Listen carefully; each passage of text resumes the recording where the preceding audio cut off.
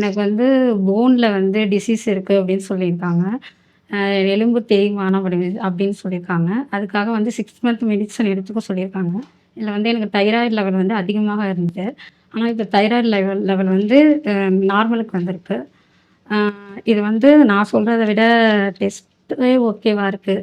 நீங்க வேணும்னா டெஸ்ட்ட பார்த்துக்கோங்க.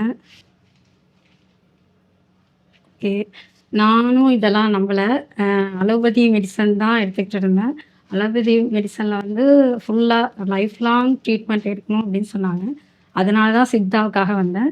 இப்ப சித்தால எனக்கு நம்பிக்கை இருக்கு. எனக்கு 6 மந்த்ல க்யூர் ஆயிடும் அப்படிங்கிற ஒரு கான்ஃபிடென்ட் இருக்கு.